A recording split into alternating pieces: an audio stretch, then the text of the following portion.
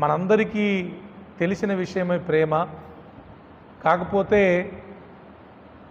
లోక సంబంధమైన ప్రేమ, పరసంబంధమైన ప్రేమ, మనుషుల ప్రేమ, దేవుని ప్రేమ.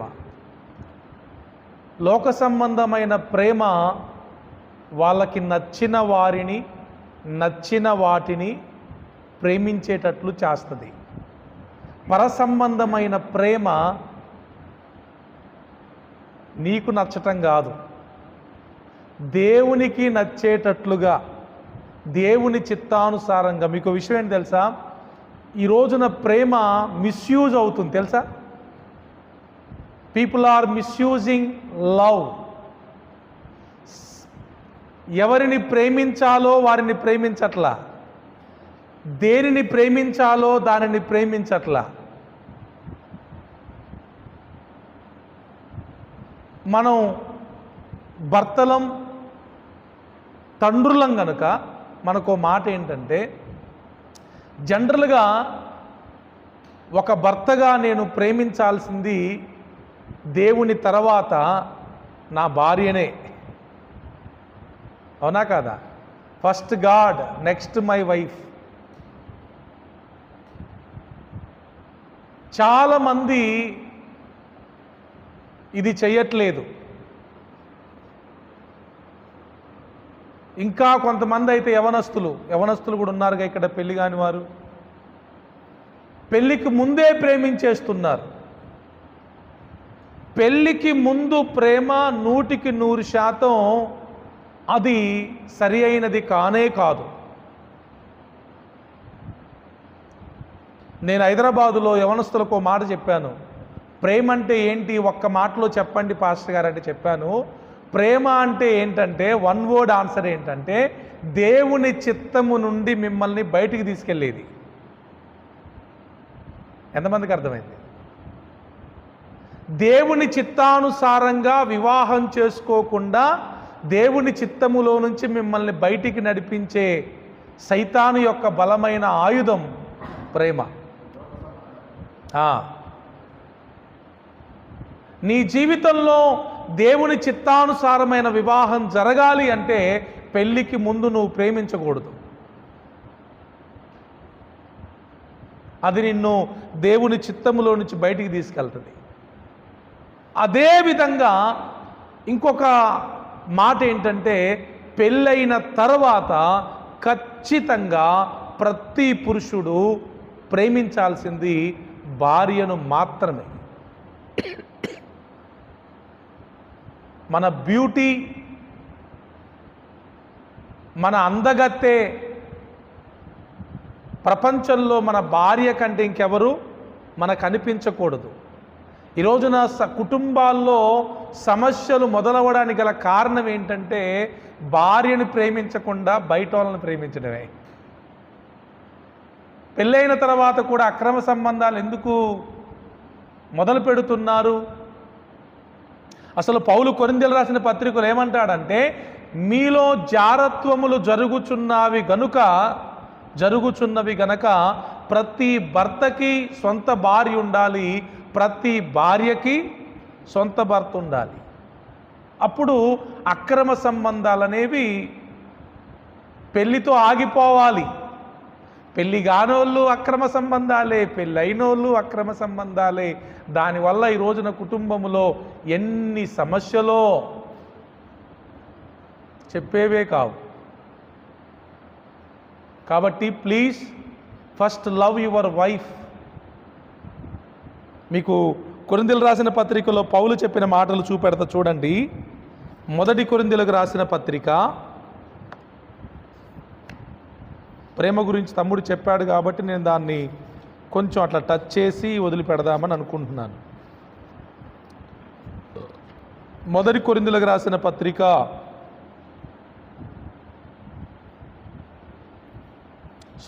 ఎఫెసీయులకు రాసిన పత్రిక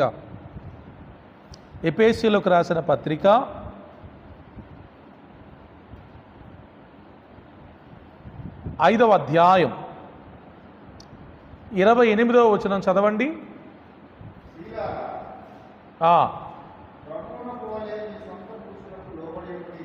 28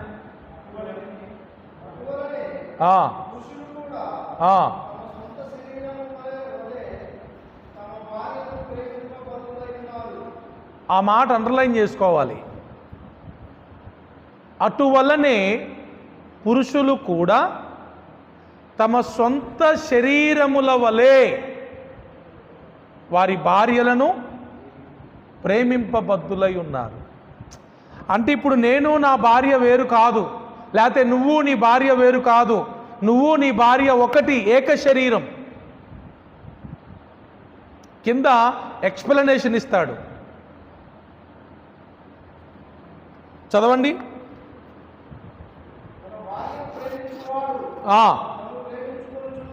ఈ మాట మీకు అర్థమైందా? మనల్ని మనం ప్రేమించుకోవడం అంటే ఏంటి?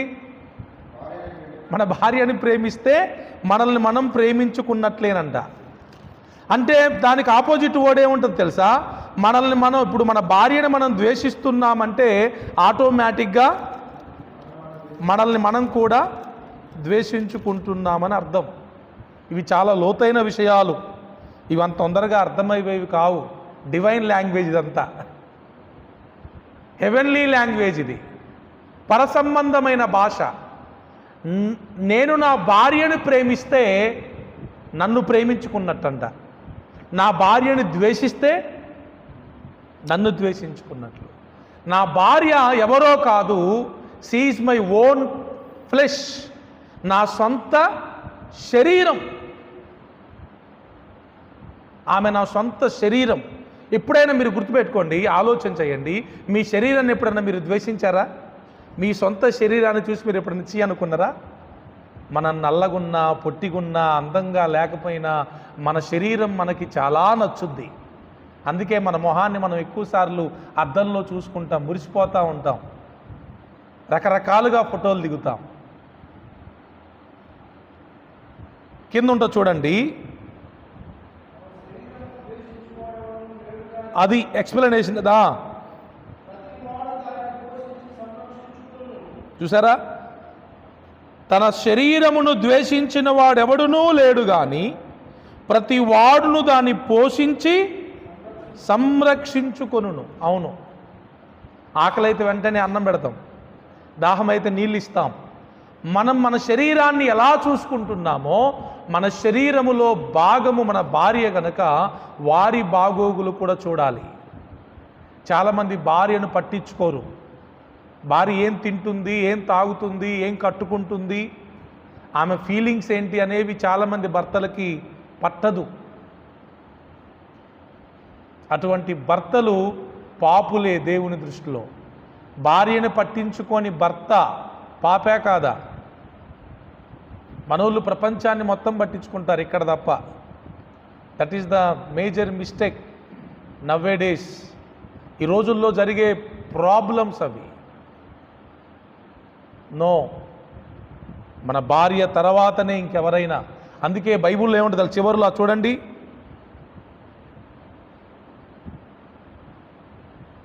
కింద 31, ఈ హేతువు చేత పురుషుడు తన తండ్రిని తల్లిని విడిచి తన భార్యను హత్తుకొనును. అంటే ఏంటి? మన భార్య ఇప్పుడు మన తల్లిదండ్రుల కంటే కూడా ఎక్కువ. ఇది చాలామందికి జీర్ణం అవ్వదు. మా మమ్మీ తర్వాతనే మా వైఫ్ అంటారు.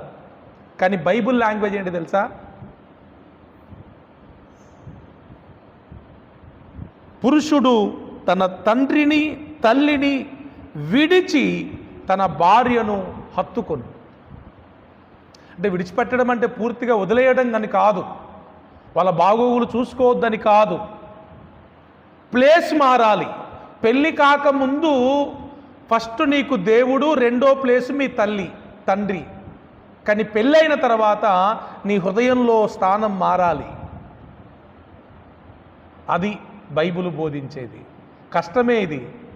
అందుకే చాలా ప్రాబ్లమ్స్ ఇప్పుడు పెళ్ళైన తర్వాత అత్తా కోడలకు అవుతూ ఉంటే పాపం మధ్యలో కొడుకు భర్త నలిగిపోతూ ఉంటాడు.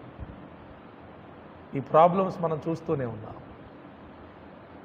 ఇంకొక మాట నేను మీకు చెప్తాను చూడండి.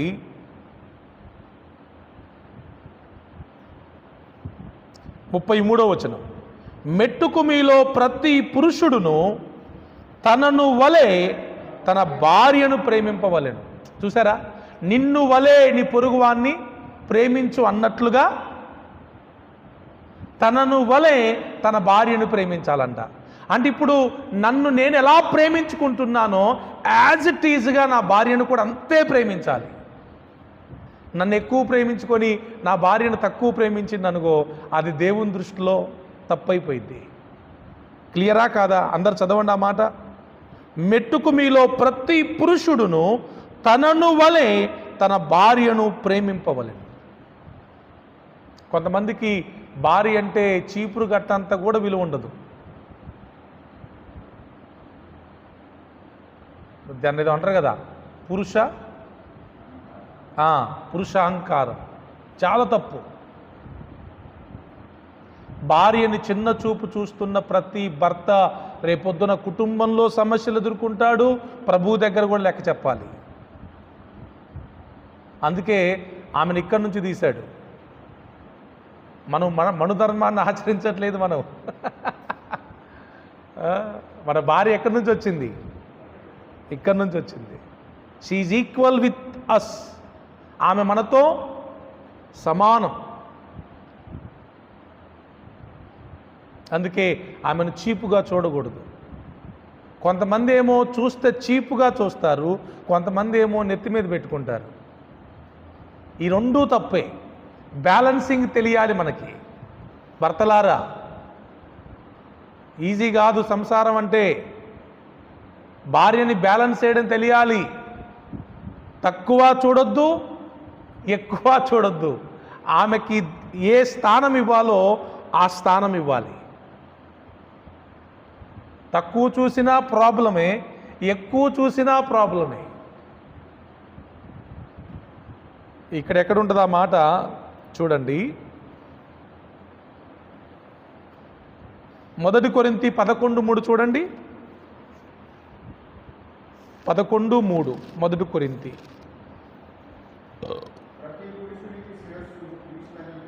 ఎస్,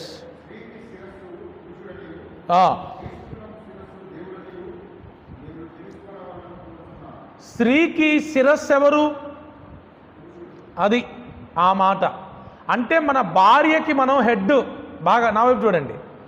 ముండెమేమో భార్య, తలేమో భర్త. బాగా వినాలి, ఇక్కడ బాగా వినాలి. చూసేది ఎక్కడుంటుంది? వినేది ఎక్కడుంటుంది? మాట్లాడేది ఎక్కడుంటుంది? ఆలోచించేది ఎక్కడుంటుంది? అసలు మొత్తం కీ మొత్తం ఇక్కడే ఉంది. ఇది లేకుండా ఇది జీరో. అవునా? Without head body zero. ఏం ఉపయోగం ఉండదు. ఏం చెయ్యాలన్నా, ఏం వినాలన్నా, ఏం మాట్లాడాలన్నా, ఏం చూడాలన్నా ఎక్కడి నుంచి పోతాయి? ఆజ్ఞలు ఎక్కడి నుంచి జారీ అవుతాయి? ఈ చెయ్యి లేవాలంటే ఇది చెప్పాలి. మీకు ఎగ్జాంపుల్ చెప్తా వినండి. ఇప్పుడు నా కాలు గుంటలో పడి కింద పడిన అనుకోండి, ఎవరైనా నా కాలుని తిడతారా, నా కన్నుని తిడతారా? కాలు ఎందుకు ఇటు వచ్చినావు అంటారా? నీ కాలుకి బుద్ధి లేదా అంటారా? ఏమంటారు? అదేంటి, తప్పు చేసింది ఎవరు? గుంటలో పడింది ఎవరు? రాయికి తగిలింది ఏంటి? కాలు కదా. మరి దేన్ని తిట్టాలి? కాలుని తిట్టాలి కదా. మరి కంటిని తిడుతున్నారేంటి? అదే లింకు. ఆపరేటింగ్ మొత్తం ఇక్కడి నుంచి. కాబట్టి ఇక్కడ కింద జరిగేదంతా ఇక్కడి నుంచే జరగాలి.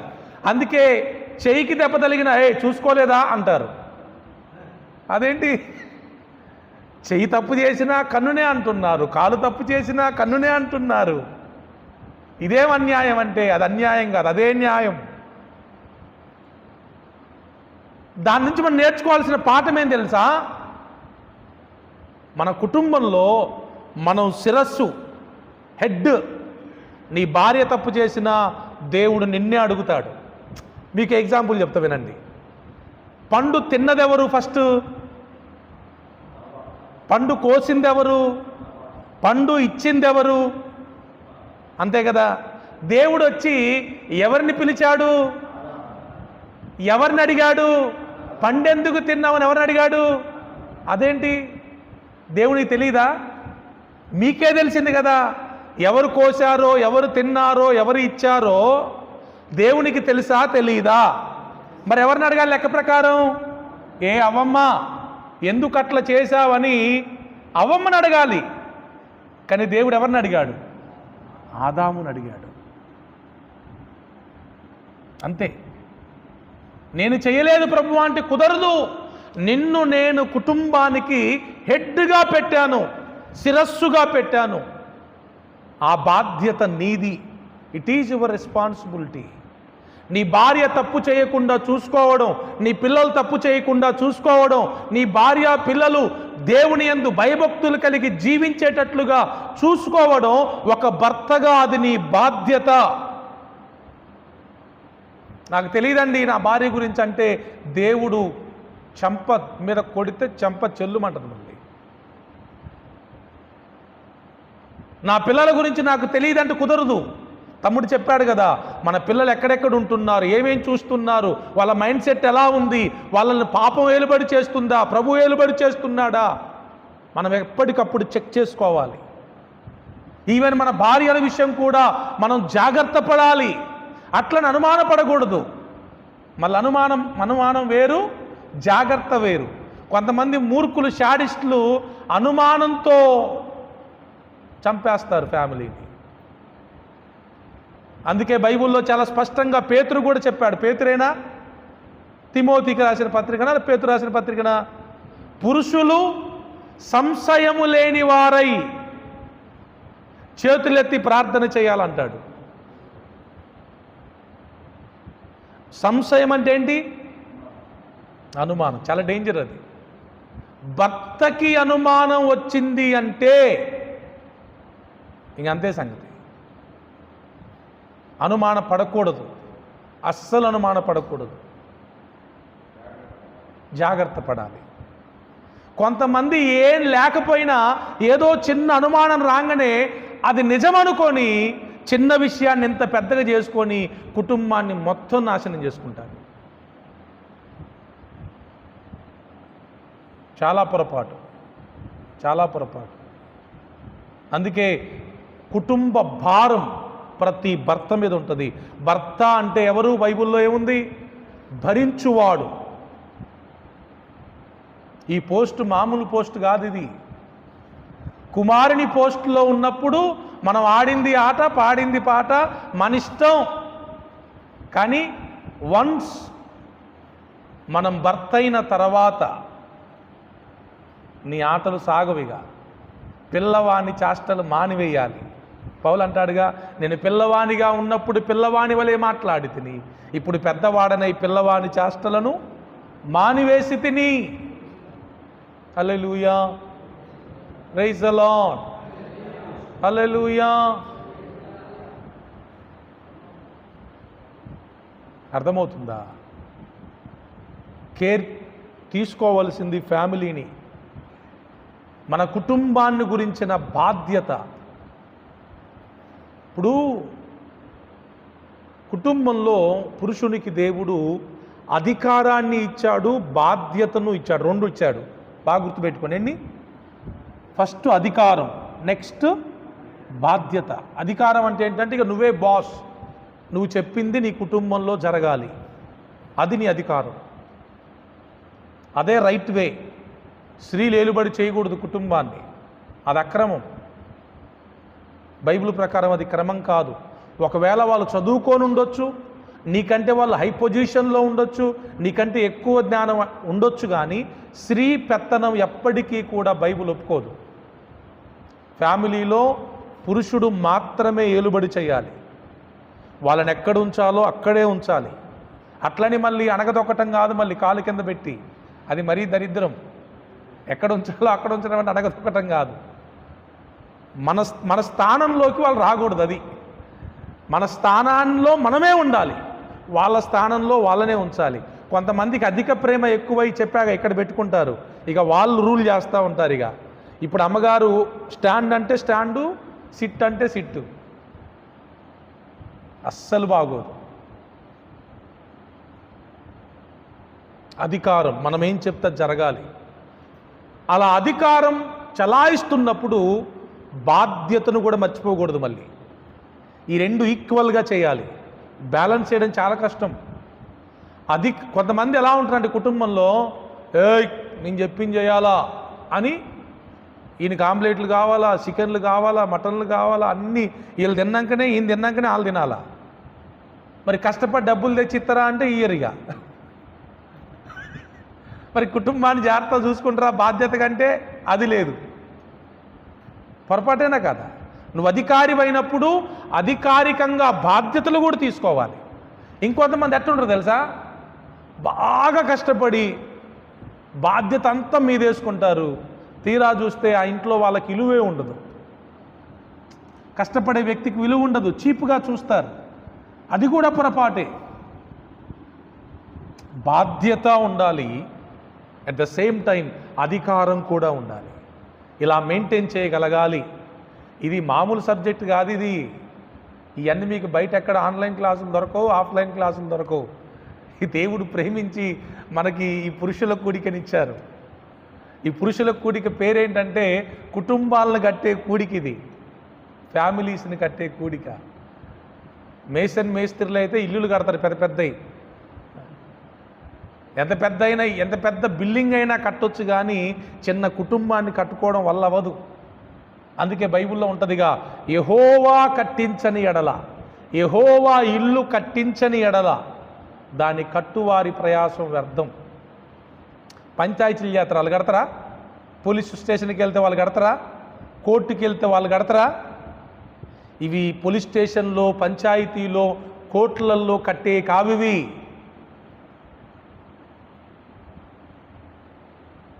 వివాహ వ్యవస్థకి కర్త దేవుడు. ఆయనే కట్టాలి.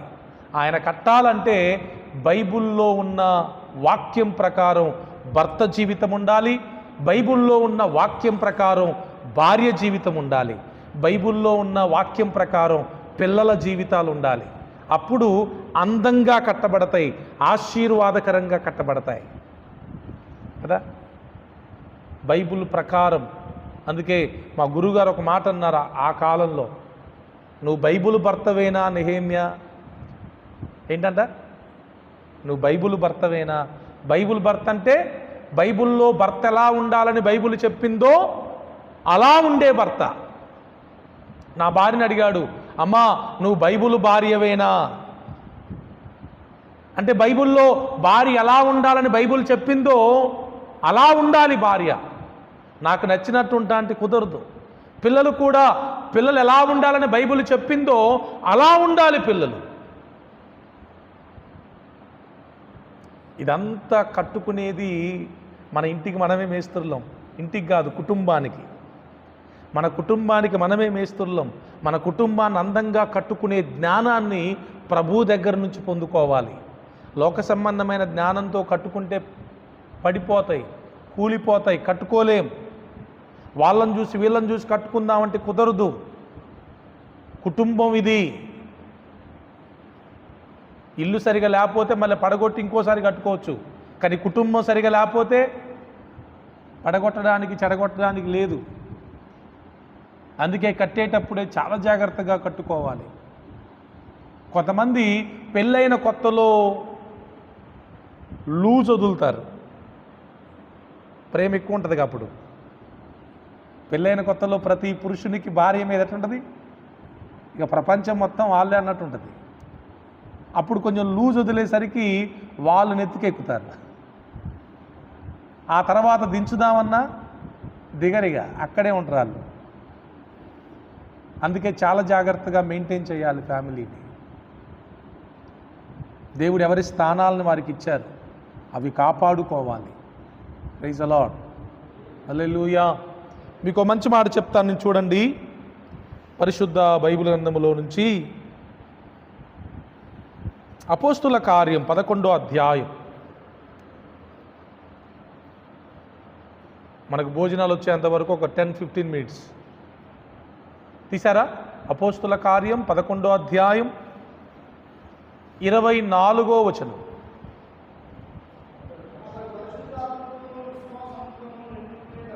వాడై రైట్ సార్, మళ్ళీ చదవండి 11:24 అపోస్తుల కార్యం. సత్పురుషుడు అందరనండి, పురుషుడు కాదు, ఏంటంట సత్పురుషుడు అంటే మంచి పురుషుడు. సత్క్రియలు, క్రియలు వేరు, సత్క్రియలు వేరు. సత్ అంటే మంచి. సమాజంలో పురుషులు ఉన్నారు చాలామంది, కానీ ఈ పురుషులు లేరు. ఏ పురుషులు? సత్పురుషులు లేరు. చెప్పగలరా? మీరు గుండె మీద చేసుకొని ధైర్యంగా చెప్పగలరా నేను సత్పురుషుణ్ణి అని? ధైర్యం సరిపోదు చాలామందికి, అంత ఈజీ కాదది. సత్పురుషుడు అంటే ఇంకొక మాట ఉంటుంది చూడండి, ఇంకొక మాట చూపెడితే మీకు అర్థమైంది. ఎఫెసీయులకు రాసిన పత్రిక 4వ అధ్యాయం 11వ వచనం. ఎఫెసీ 4:11.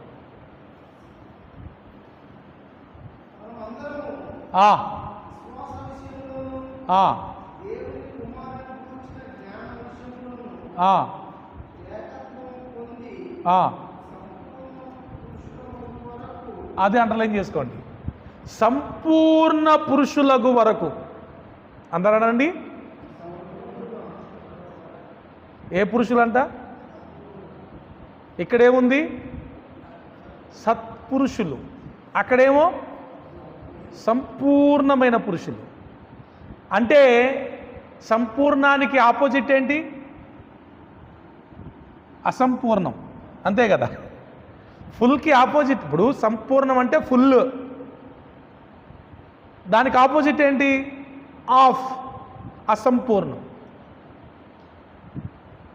మనం సంపూర్ణ పురుషులం అవ్వాలి అంటే మనలో ఏ లోపము లేకుండా, మనలో ఏ తప్పిదము లేకుండా, మనలో ఎటువంటి మిస్టేక్ లేకుండా, ఓకే ఈయన చాలా మంచి భర్తయ్యా, ఈయన చాలా మంచి తండ్రయ్యా. నీ భార్య నీ గురించి ఒక సాక్ష్యం ఇవ్వాలి, నా భర్త perfect, my husband is perfect husband. నీ పిల్లలు చెప్పాలి, my father, our father perfect father. ఏమైనా తేడాలు ఉన్నాయా? లేవు అని చెప్పగలగాలి. మనకింట్లో సాక్ష్యం ఉండదు, ఊరంతా ఉంటుంది. అది చాలా పెద్ద ప్రాబ్లం. అసలైన సాక్ష్యం మనకి కుటుంబంలో ఉండాలి. నీ భర్త నీకు నీ భార్య నీకు సర్టిఫికెట్ ఇచ్చిందంటే నువ్వు ఇక సూపర్ గ్రేట్, మామూలు గ్రేట్ కాదు.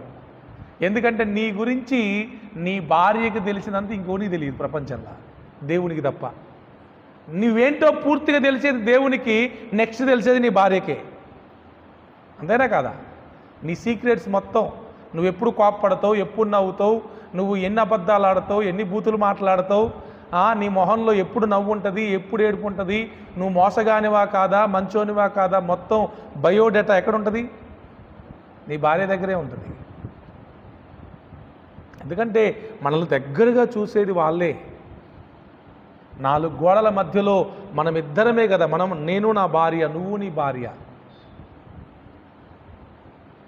అక్కడి నుంచి కనుక మీరు సాక్ష్యాన్ని సంపాదించుకోగలిగితే మీరు సూపర్. ఇంకా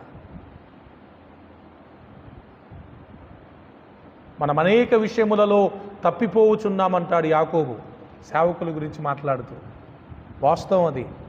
భర్తలైన మనతో, తండ్రులైన మనతో ప్రభు మాట్లాడుతున్నారు. మనము సంపూర్ణులం అవ్వట్లేదు. అయ్యామా? కనీసం సంపూర్ణులం అవ్వాలి అనే ఆలోచన కూడా లేదు మనకి. మనలో చాలా ఫెయిల్యూర్స్ ఉన్నాయా లేవా? చెప్పండి. నేను పర్ఫెక్ట్ హస్బెండ్ని, నాలో ఏ ఫెయిల్యూర్ లేదని చెప్పగలరా? నేను పర్ఫెక్ట్ ఫాదర్ని, నాలో ఏ ఫెయిల్యూర్స్ లేవని చెప్పగలరా? సమాజంలో ఎక్కువ మంది ఫెయిల్యూర్ హస్బెండ్స్ ఉన్నారు, ఫెయిల్యూర్స్ ఫాదర్స్ ఉన్నారు. మీరు నమ్మరు, ఒళ్ళు గగ్గురు పొడిసే విషయాలు ఈ రోజున బయటికి వస్తున్నాయి. న్యూ ఛానల్స్లో వస్తున్నాయి, నోటి ద్వారా కూడా వస్తున్నాయి. నేను రీసెంట్గా విన్న ఒక భయంకరమైన విషయం ఏంటి తెలుసా? ఇద్దరు భార్యాభర్తలు విడాకులు తీసుకొని కలిసి ఉంటున్నారు.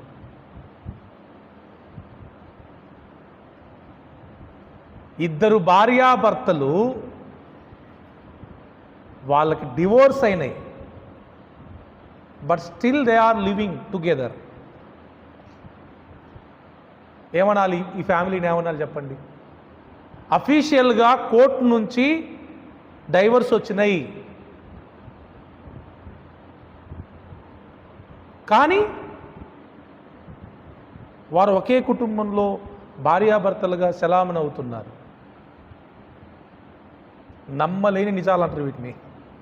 నిజాలే కానీ నమ్మలేని నిజాలు. వాళ్ళ ఒప్పందం ఏంటి తెలుసా? నా ఇష్టం నాది, నీ ఇష్టం నీది. నేను నిన్నేం అడగను, నువ్వు నన్నేం అడగొద్దు. ఇది ఒప్పందం. నాకేం ఫోన్లు వస్తున్నాయో నీకు అనవసరం, నీకేం ఫోన్లు వస్తున్నాయో నాకు అనవసరం. ఎంత దారుణమైన పరిస్థితి! ఇట్లాంటి విషయాలు వింటున్నప్పుడు గుండెలు బద్దలవుతున్నాయి. సొసైటీ ఇలా మారిపోతుందా? మళ్ళీ వాళ్ళకి పిల్లలు కూడా ఉన్నారు.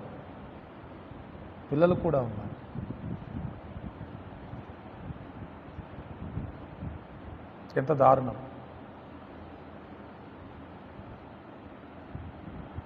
పేరుకే కలిసి ఉంటున్నారు కానీ వారి కుటుంబం కాదది.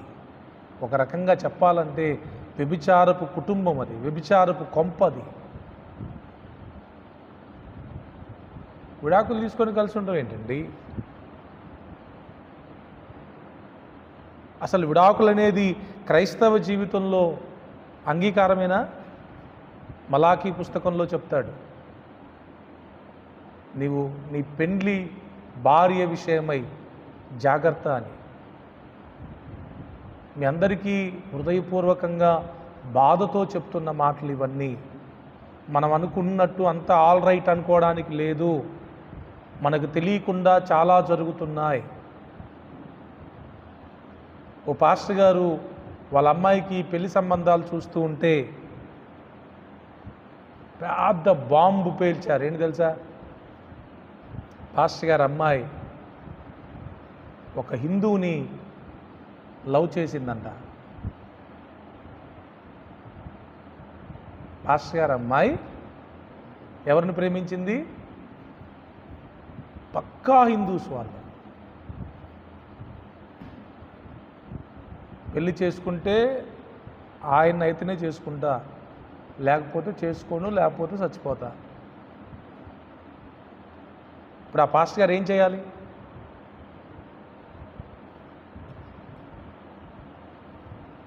సంఘానికి ఏం సమాధానం చెప్పుకోవాలి? సేవకులకు ఏం సమాధానం చెప్పుకోవాలి? సొసైటీకి ఏం సమాధానం చెప్పుకోవాలి? వీటన్నిటికంటే దేవునికి ఏం సమాధానం చెప్పుకోవాలి? భయం అవుతుంది.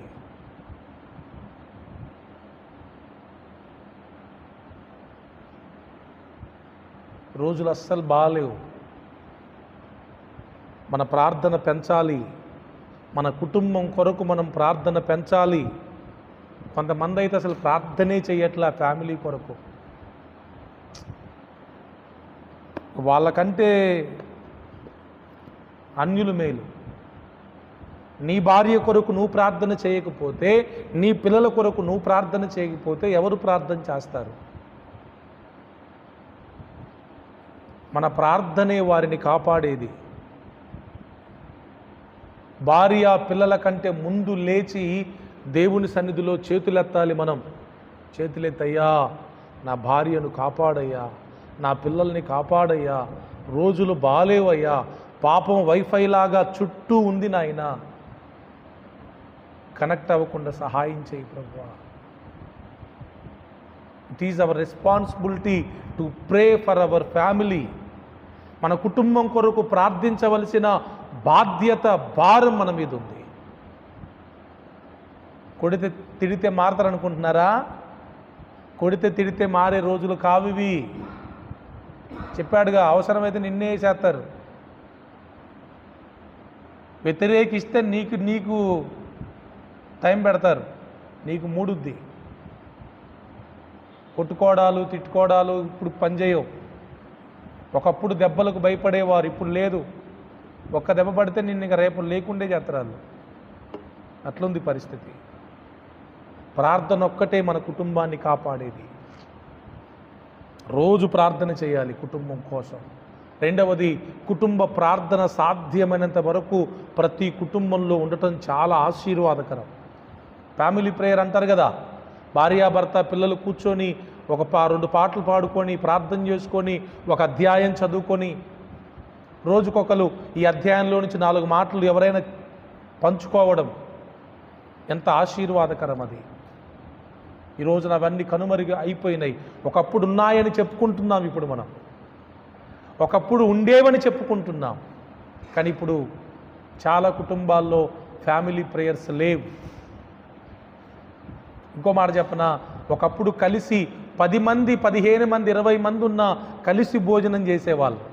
ఇప్పుడు నువ్వు తినేయి,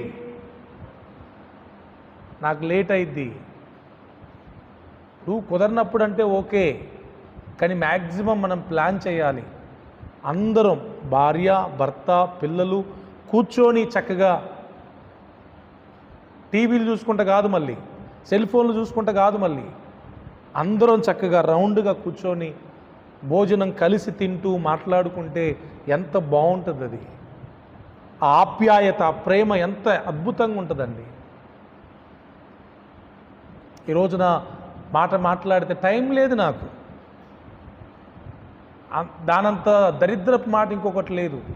ఫ్యామిలీ కొరకు టైం కేటాయించని వాళ్ళు ఇక నువ్వు దేనికోసం టైం కేటాయిస్తావు? ఫ్యామిలీ కొరకు కేటాయించని నీవు దేని కొరకు కేటాయిస్తావు? నీ ఫ్యామిలీ పాడైపోతే ఏడ్చేది పక్కనోళ్ళు కాదు, నువ్వే. సో ప్లీజ్, నేను ముగించాలనుకుంటున్నాను. మీ అందరికీ అర్థమైంది అనుకుంటున్నాను నేను.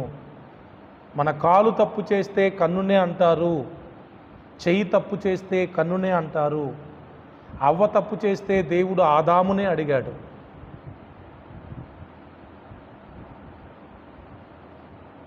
మన భార్య మన పిల్లలు తప్పిపోతే దానికి కారణం మనమే, బాగుపడ్డా కారణం మనమే.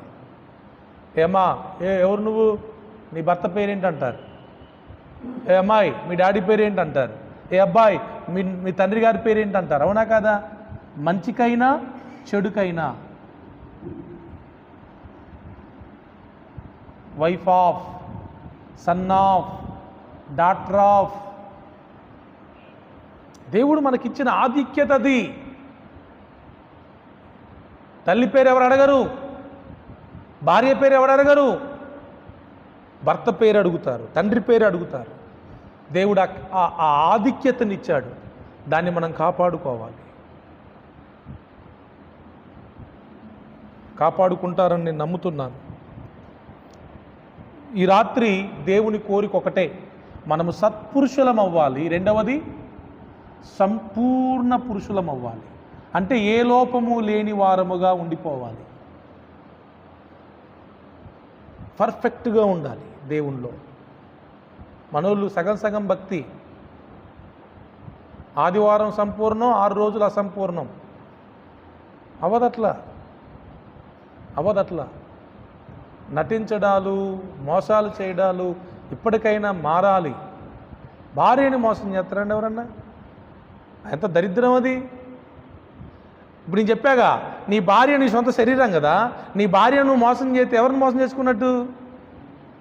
నిన్ను నువ్వే మోసం చేసుకున్నట్టు. మళ్ళీ పెద్ద తెలివిగల్లోలా ఏంటి తెలుసా, నా భార్యకి తెలియకుండా చేస్తున్నా తెలుసా మీకు? బా, ఇదేదో పెద్ద గ్రేట్. సైతాను మొహం వేసుకొని భార్యను మోసం చేయటం ఏంటి అసలు? భార్యాభర్తల మధ్యలో రహస్యాలు ఉంటాయా? Is there any secrets between wife and husband? రహస్యాలు ఉన్నాయి అంటే ఇంకా మీరు మీ శరీరాలు కలిసినాయి కానీ మీ మనసులు కలవలా, మీ మనసులు కలవలా. దానివల్ల ఆ ప్రభావం మన పిల్లల మీద పడుతుంది. ఆ ప్రభావం మన పిల్లల మీద పడి మనం భార్యను మోసం చేయడం చూసి వాడు మనల్ని మోసం చేయడం మొదలు పెడతాడు. నువ్వు నీ భార్యను, ఇప్పుడు మా డాడీ మా మమ్మీని మోసం చేస్తాను కాబట్టి నేను ఇప్పుడు మా డాడీని మోసం చేయాలనుకుంటున్నాను. ఎడా ఏం నేర్చుకున్నావు, ఎక్కడ నేర్చుకున్నావు అంటే చెప్తారుగా, ఆవు పొలంలో మేస్తే దూడ గట్టు మీద మేస్తుంది. వేరే వాళ్ళు ఎవరు చెప్పాల్సిన అవసరం లేదు, నువ్వే దారి చూపెట్టినావు. ప్రేమ కలిగి సత్యము చెప్పుచు క్రీస్తు వలె ఉండుటకు మనం అన్ని విషయాలలో ఎదగాలి. నిజంగా నీ భార్య పట్ల నీకు ప్రేమ ఉంటే నువ్వు సత్యం చెప్తావు, అబద్ధం చెప్పవు. చాలామంది భర్తల బాధలు ఎన్నోనే తెలుసా. ఈ రోజున ఇంటికి పోతే అదేం అడుగుద్దో, నేనేం చెప్పాలో, ఎట తప్పించుకోవాలో అర్థం కాకుండా బతుకుతారు. ఇప్పుడు వెళ్ళకముందే ఇక్కడ ఒక అల్లుకొని వెళ్తారన్నమాట ఒక కథని. వెళ్ళంగానే ఎందుకు లేట్ అయింది అనగానే ఒక కథ చెప్పాలి. ఇప్పుడు ఫోన్ ఎంగేజ్ వస్తుంది ఏంటంటే ఒక కథ చెప్పాలి.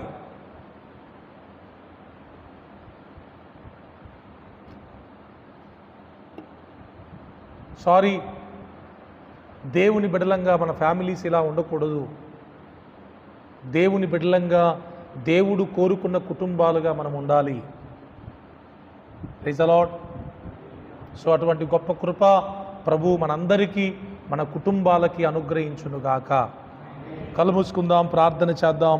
ఎక్కడ వారు అక్కడే, కుర్చీలో ఉన్నవాళ్ళు లేచి నిలబడండి, కింద ఉన్నవారు మోకరించగలిగిన వారు మోకరించండి.